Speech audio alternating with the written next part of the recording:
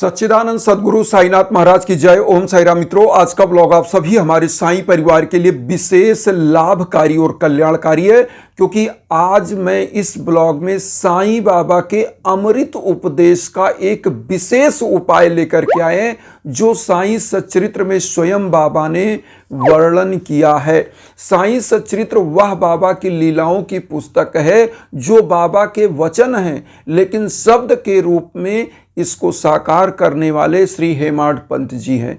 लेकिन यह लीलाएं स्वयं बाबा ने उनको सुनाई और उनके जहन में वह लीलाएं आती रही बाबा की कृपा से।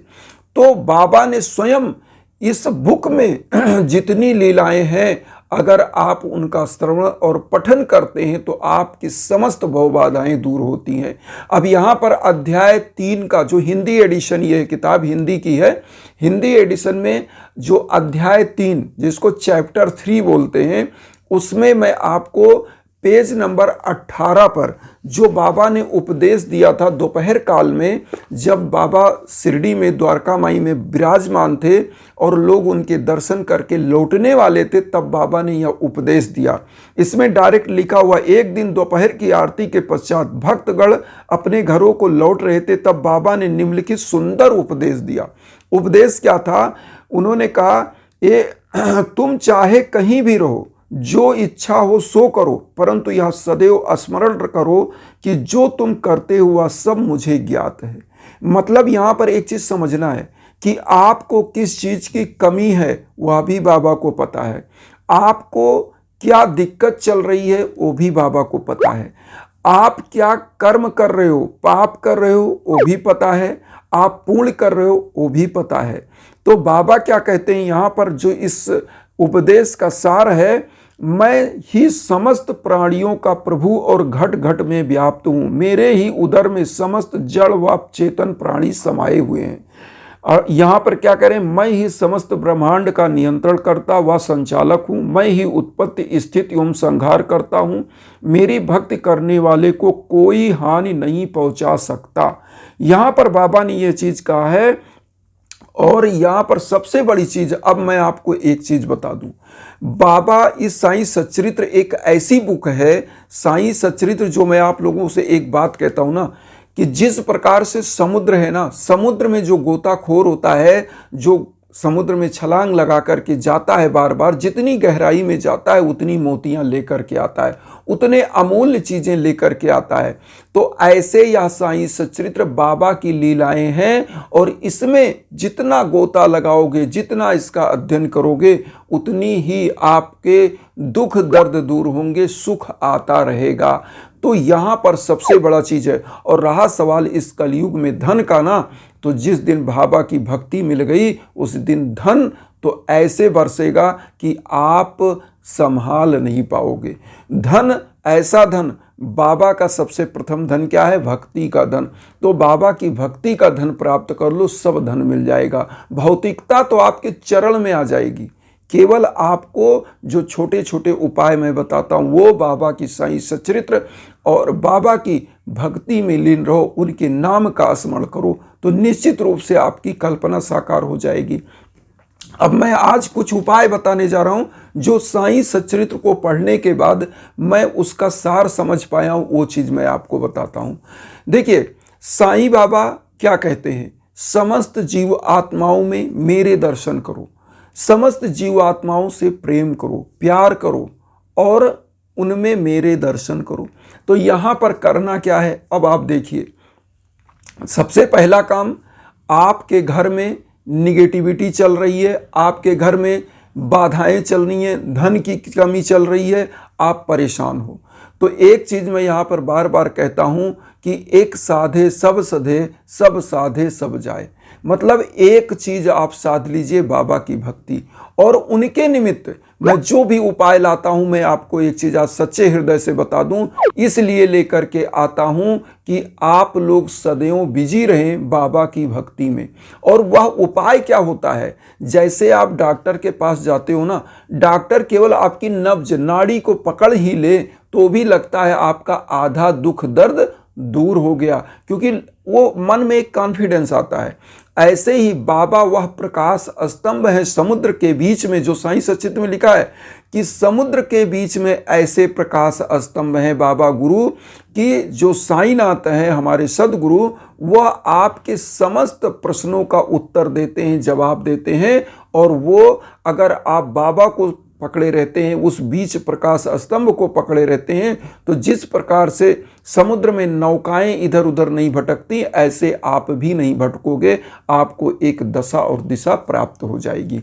तो करना क्या है, मैं आपको डेली की पूजा का विधि बता दूं। सबसे पहला चीज, बाबा की पूजा बहुत इजी, बहुत सरल। बाबा के लिए सबसे काम क्या है कि गुरुवार का दिन सबसे स्पेशल दिन है, तो गुरुवार को कुछ स्पेशल ही पूजा करनी चाहिए, क्योंकि गुरुवार गुरु का दिन होता है और गुरु साईं है, सदगुरु साईनाथ।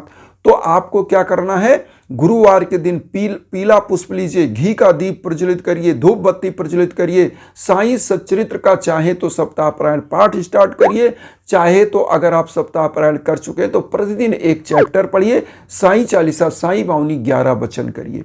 इससे क्या होता है, आपका कॉन्फिडेंस बूस्ट होता है और आपके कष्ट दूर होते हैं। आपके जो बाधाएं हैं ना, पथ में जो बाधाएं, आपके रास्ते में जो बाधाएं, हर्डल हैं, वह समाप्त होती हैं और बाबा की कृपा सदैव आप पर बनती है, तो आपका कल्याण होने लगता है। यहां पर मैं आपको बताऊं कैसे पूजा करनी है डेली की। भोग, सबसे पहले तो बाबा का भोग, और भोग के साथ एक लोटा जल, जिसको आपको क्या करना है, भोग में आपको सबसे पहले क्या करना चाहिए कि अगर आप ड्राई फ्रूट का भोग लगा लेते हैं तो उसमें जो है किशमिश और उसके बाद मिश्री, उसमें छुआरा, काजू, बादाम, मुनक्का, जो आपके पास है उसका आप ड्राई फ्रूट का भोग लगाइए। एक लोटा वहाँ जल रखिए, एक दीप प्रज्वलित करिए, धूप बत्ती प्रज्वलित करिए और बाबा के सम्मुख आप अगर कुछ नहीं कर पा रहे तो एक मंत्र कोई पकड़ लीजिए बाबा का।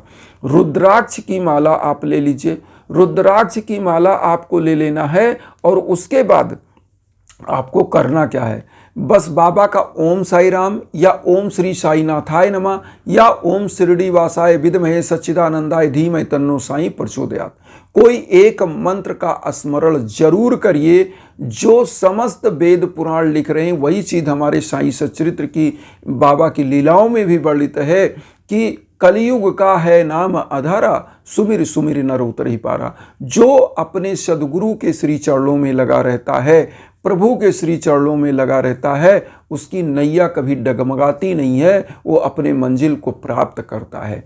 तो यहाँ पर ये हो गया। गुरुवार को क्या करें, खिचड़ी बनाएं, कुछ गरीबों को दान करें, कुछ फल ही वितरण कर दें, फल बाबा को चढ़ाएं, किसी साईं मंदिर में जाएं, वहाँ दर्शन करें और वहाँ जो बैठे हुए गरीब हैं जो मांगे उनको आप कुछ दान दक्षिणा कर दें। यथा समर्थ ये करना चाहिए। एक चीज़ मैं बार बार आप लोगों को और बताता हूँ, जब सब कुछ पूजा पाठ आप कर रहे हैं तो उसके साथ जब जीवन में कोई दिक्कत आ रही है और आप उसको नहीं संभाल पा रहे हैं तो यज्ञ याजन हवन पूजन भी कराना चाहिए। जिस प्रकार से बाबा जो है एक धूनी प्रज्वलित किए थे, आपने देखा, वो क्या ऊर्जा का शक्ति है, जिसकी ऊदी हम लोग ला करके अमृत की तरह उसका पान करते हैं, सेवन करते हैं, मस्तक पर लगाते हैं और हमारा कल्याण होता है। ऐसे ही जब आपके जीवन में कोई भीषण बाधाएं आए तो आपको क्या करना चाहिए, नाम जप के साथ यज्ञ याजन हवन कराना चाहिए। जो मंत्र होते हैं ना, वो क्या होते हैं, ये नाम जप है, प्रभु का नाम जप, और उसके बाद उतनी की आहुति दी जाती है, समिधा प्रज्वलित करके उसमें आहुति होती है, आपका कल्याण होने लगता है। इसीलिए हम इंस्टाग्राम का लिंक देते हैं कि आपको कहीं भटकना ना पड़े। कोई भी चीज़ समझना है पूजा पाठ से संबंधित तो हमारे इंस्टाग्राम पर आइए, क्योंकि चीज़ें क्या होती हैं ना, जब आप भटकने लगते हो तो होता क्या है कि जैसे एक दुकान पे आप गए तो वहाँ क्या है, एक सुंदर सा कपड़ा दिखा, उससे आप भटक गए, फिर एक और सुंदर दिखा, उससे भटक गए, लेकिन मंजिल आपको कहीं नहीं मिली। तो इसलिए एक जगह पर समाधान के लिए हम आपको इंस्टाग्राम का लिंक देते हैं, जो हमारा इंस्टाग्राम आईडी है pathak.abhay015। तो इस पर आप कांटेक्ट कर सकते हैं, मैसेज करिए, कॉल करिए, वॉइस कॉल करिए, तो इस पे हमारे आपके संपर्क हो जाते हैं। जो आप समझना चाहते हैं वो समझाते हैं। उसके बाद अगर पूजा पाठ कराना चाहते हैं तो संकल्प दे करके आप, उसके बाद आपके नाम गोत्र पर संकल्प हो जाता है, मंत्र जप होता है, फिर हवन होता है और उसके बाद आपका कल्याण होता है। निश्चित रूप से कल्याण होता है, क्योंकि ये एक ऐसी अदृश्य ऊर्जा होती है जो ब्रह्मांडीय शक्ति की ऊर्जा होती है, वह आप तक पहुंचती है। और बाबा की कृपा जब आप तक पहुंचती है तो आपके किसी कार्य में बाधा नहीं होती है। मैं आज बहुत ही अच्छा एक मुझे न्यूज़ मिला, जो हमारे बहुत ही अच्छे एक साधक है जो रहने वाले महाराष्ट्र के हैं, और उन्होंने मेरे पास एक बार कॉल किया था कि गुरुदेव हमको संतान प्राप्ति की दिक्कत चल रही है। हमने सब कुछ दिखाया, कोई दिक्कत नहीं है। और प्रभु की कृपा ऐसी हुई कि वह शिरडी बाबा का दर्शन करने गए और इधर हमने यज्ञ आजन हवन किया और उनको संतान की प्राप्ति हुई, पुत्री प्राप्त हुई है। तो पुत्र पुत्री सब बराबर हैं। आज उन्होंने हमसे बोला, हमने कहा कि निश्चित रूप से बाबा की कृपा है और मैं तो एक उनका साधक हूँ, उनके चरणों की धूल हूँ। मैं जो करता हूँ सब बाबा के ही द्वारा होता है, मैं कुछ नहीं करता, मैं एक माध्यम हूँ। तो इसी के साथ यही कहेंगे कि कहीं भटकने की ज़रूरत नहीं है। आपको किसी भी प्रकार की दिक्कत है, नौकरी, बिजनेस, व्यापार, संतान, शादी, विवाह, कोई भी दिक्कत है तो उसके लिए आप हमारे इंस्टाग्राम पर आइए, उस पर संपर्क करिए। निश्चित रूप से आपका भी बाबा कल्याण करेंगे। इन्हीं भावनाओं के साथ एक चीज़ और कहेंगे, वसुधैव कुटुंबकम की जो भावना हम लेकर चल रहे हैं उसमें आप सभी लोग चैनल को सब्सक्राइब करके हमें भी परिवार बनाइए। उन साई भक्तों तक वीडियो को जरूर शेयर करिए जो किन्हीं कारणों से कष्ट में, दुख में। इसी भावना के साथ ओम साई राम।